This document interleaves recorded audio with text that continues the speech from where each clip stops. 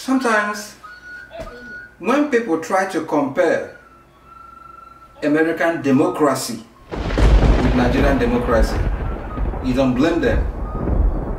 But then, the naysayers or those who have led the country to this darkness where Nigeria finds herself today will argue that American democracy is 200 years old. And I shake my head and smile. And the question I ask them is this: must we wait for 200 years to get to where we are supposed to be? Nigeria answers giant of Africa. But to me, that's in theory. Giant of Africa that even Egypt, South Africa, and some other African countries have started getting the COVID-19 vaccine. Nigeria is still in the planning stages. Giant of Africa, where billions of naira were contributed to support the COVID-19 fight, and up to today, no accountability. Giant of Africa that is dying in terror. Giant of Africa that is quickly collapsing. Giant of Africa where our military finds it easier to kill civilians than to go after the criminals. And that brings me to the main topic of today. Is Nigeria on a reverse gear? Has darkness covered our land? There is terror in the land. There is kidnapping, insurgency, all forms of murder and rape. Farmers will get up in the morning and go to their farms. By the time it is late, nobody sees them again. Our professionals who return from abroad are murdered in broad daylight. Ransoms collected, yet they are still killed. Few months ago, there was the Kangara kidnapping, the Katsina kidnapping. Ransom was paid. 30 million naira was paid from what we had. Then some other government officials claimed it was 800 million. Today is another Kangara kidnapping. And the terrorists, named bandits, for the government have refused to call them what they are. In a country where merit is sacrificed on the altar of nepotism, on the altar of tribalism, on the altar of favoritism, this is the kind of darkness you see in that country. It never progresses. And I tell you, in a million years, Nigeria can never progress because we are going backward. Recently, everybody knows that just 2 days ago, Okonjo-Iweala was named as the head of WTO. Good job. But you can tell me that this is also a woman who was brought into Nigerian system by retired General Obasanjo when he was the president. He discovered her and she was not given the room to operate.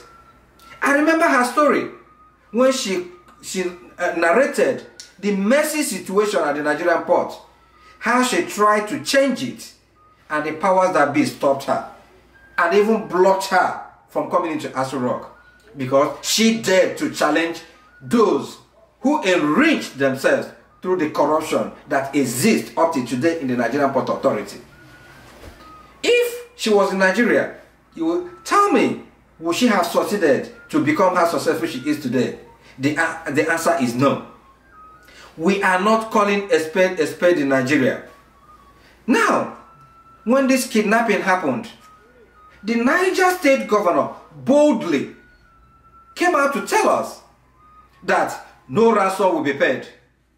But today, you are all aware that he has made a U-turn and announced that the bandits need to be taken care of. That the bandits are tired. Did I hear you right? This is where Nigeria is, why Nigeria is going downhill instead of uphill. But remember, The Lekki protesters, innocent protesters who didn't have arms, they were murdered in cold blood. Activists like Sowore, they have been hauled into prisons for just challenging the status quo. But the bandits are being rewarded with millions upon millions. They are being pampered. Down there in the southeast, the so-called IPOB, who probably were just trying to secure their farms.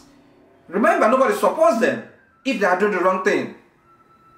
Yesterday, I felt really bad. I wept for Nigeria when I saw a little child who was running for his dear life because the military was using their plane as surveillance in the place.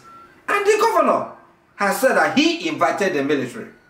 But remember, when that crisis was going on in Olo, the governor quickly joined the president of Nigeria to go to revalidate his voter's card in Katsina while Imo State bombs. And all he did was to come back to invite the military to use their might to suppress his own people.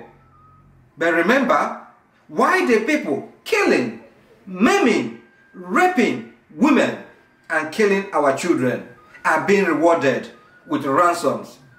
And they use that money to buy weapons.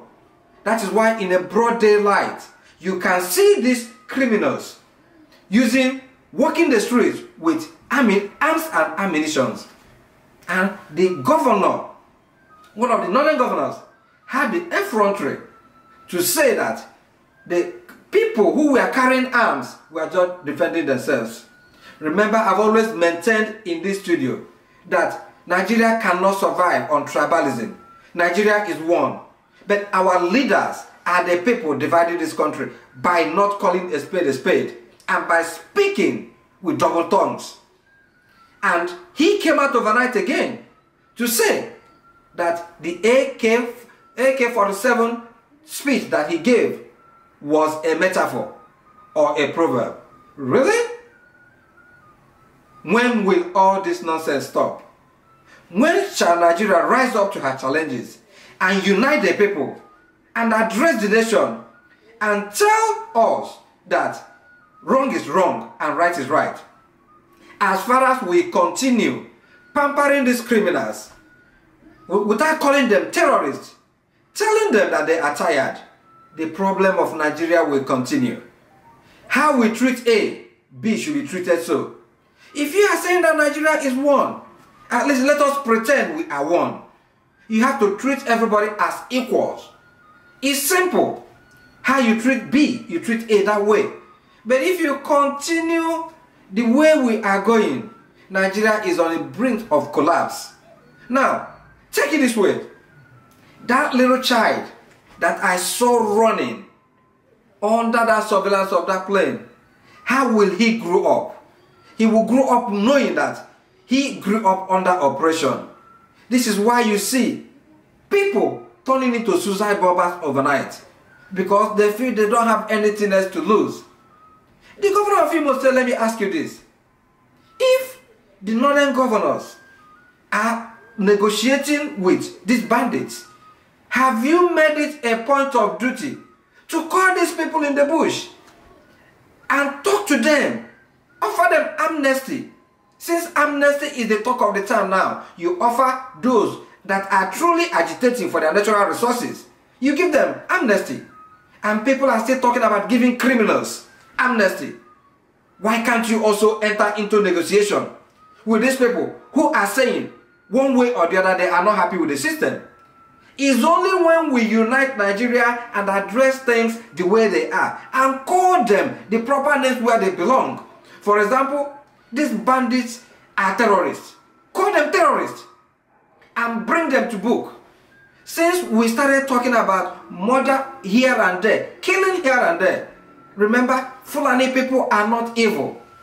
But if the criminal elements have infiltrated the herdsmen, have you ever arrested any of them to bring them to books? This is why we are pretending as if everything is normal. But things are not normal. And I am blaming the leaders because they see white and call them black, and they see black and call them white. This is why Nigeria will not grow. For example, the Ondo State governor announced that the criminals in the reserve forest should be flushed out or gave them ultimatum to leave. Immediately, the government responded and started calling names and saying all sorts of things. The governor of Bauchi, in return, said that the herdsmen are entitled to defend themselves with AK-47. The government never responded. Now, in a country like this, where inequality exists, how can you progress? How can you take us to the next level? This is why I am saying that Nigeria is one. And everybody is willing to die for this country. But regardless of what is going on, let the leaders do the needful by bringing these culprits to books instead of pampering them. How can you give bandits ransom? You pay them money and they use this thing to buy weapons, kill our loved men in uniform, continue raping our young girls, continue killing our doctors, continue killing our engineers, and we go to sleep and pretend as if everything is okay. No, everything is not okay. We need to do the right thing to reverse this current downhill that Nigeria is going. This is Open Whispers, and all we are saying is, let us do the right thing to get Nigeria where Nigeria should be. Nigeria is the giant of Africa, and we should, as a matter of fact, take our rightful place and belong where we belong. This is Open Whispers. Thank you for watching. Remember to subscribe or hit the like thumb. Thank you.